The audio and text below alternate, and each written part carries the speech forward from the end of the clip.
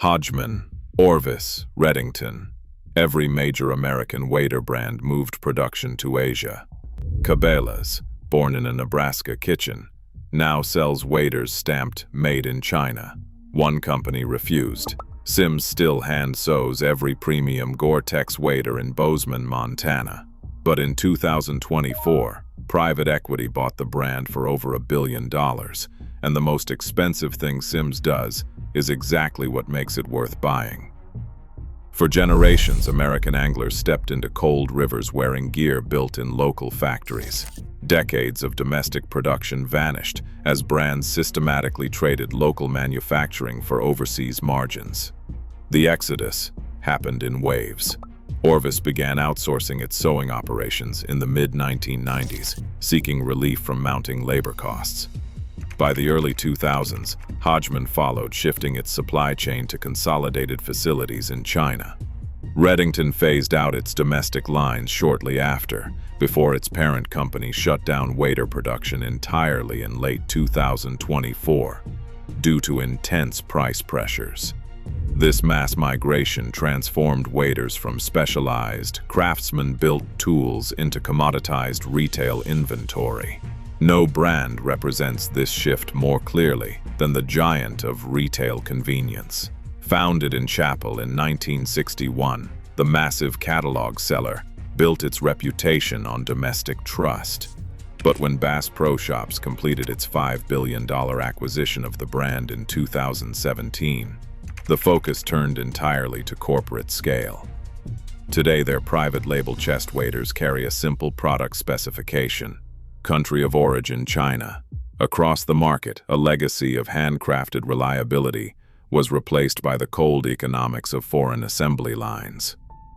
On the edge of Bozeman, Montana, a 70,000 square foot manufacturing facility resists the industry-wide retreat from American soil.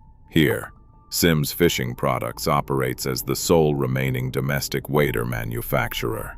Inside, a dedicated team of approximately 45 wader makers hand sews every premium Gore-Tex wader the company sells, maintaining a physical link to a heritage of hands-on production. This domestic presence is not an accident of history.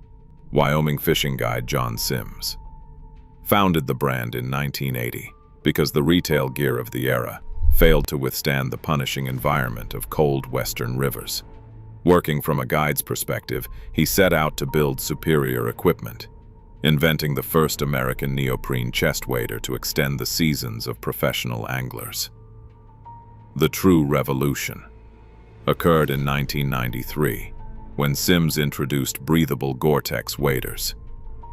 This development solved the persistent condensation problems of traditional materials and set a new standard for on-water comfort. Industry observers immediately recognized the shift, and Field and Stream described the breakthrough as the single greatest innovation in the history of fly fishing. While other brands chose the lower costs of foreign outsourcing, the Bozeman facility remained anchored to its geographic origins.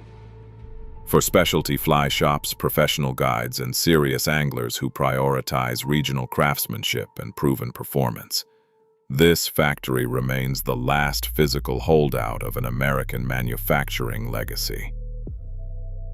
The Bozeman production floor operates with calculated, rhythmic precision. Every pair of premium waders is built through a highly structured sequence, requiring at least 22 individual worker touches before it ever reaches a shipping box. At specialized workstations, assembly technicians guide heavyweight fabrics through computer-guided cutting and manual sewing.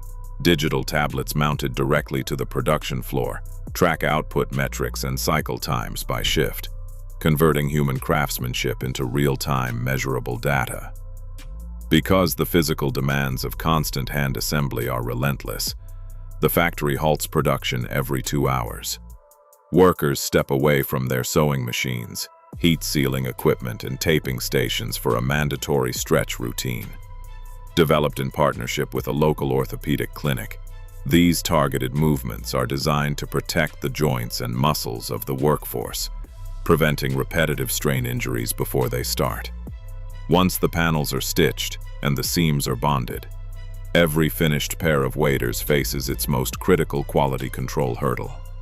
Technicians fill each individual garment with water and subject it to a pressurized leak test inside a custom chamber, checking for even the microscopic passage of moisture.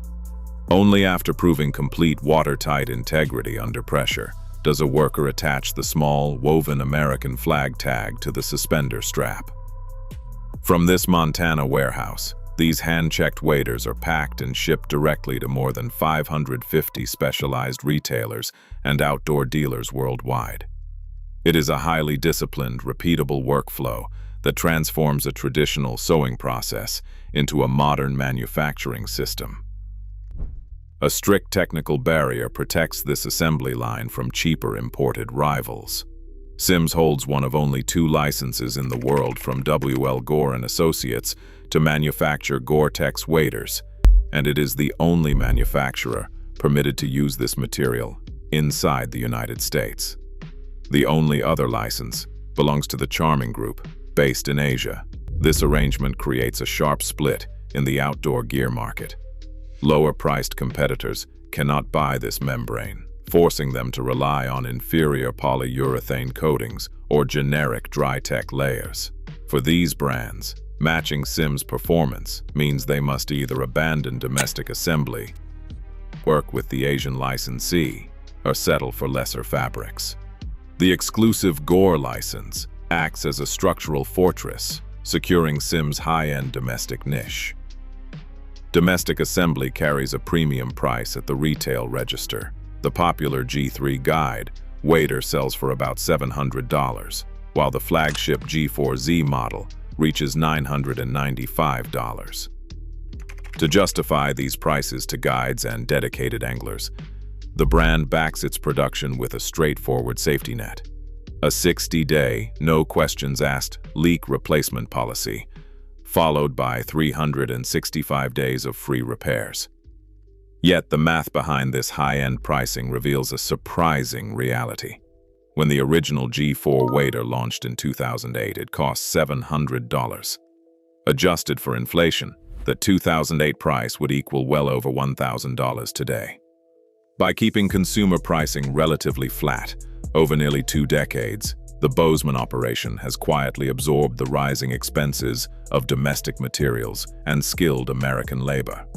Rather than passing every rising cost onto the customer, they have compressed their own margins to keep American-made gear competitive against cheap imports. In July 2022, corporate consolidation reached the Montana assembly line. Vista Outdoor acquired Sims fishing products in an all-cash deal worth $192.5 million. At the time, corporate executives publicly promised to preserve the Bozeman headquarters and maintain local manufacturing. But in the volatile world of corporate finance, promises often carry an expiration date. Just 2 years later, in October 2024, Vista agreed to sell its entire Revellist portfolio, which bundled Sims alongside brands like Camelback, Giro, and Bushnell to the private equity firm Strategic Value Partners. Completed in early 2025, this transaction was a $1.125 billion all-cash buyout. This shift in ownership brings a cold financial calculation to the Bozeman factory floor. Operating a domestic sewing facility with skilled American labor is, by far, the most expensive thing Sims does. Yet, this exact physical presence is also the only reason the brand can command its premium prices at retail. The standard private equity playbook relies on aggressive cost-cutting and expanding margins, the same corporate mechanism that previously hollowed out American manufacturing and pushed competing brands to Asia.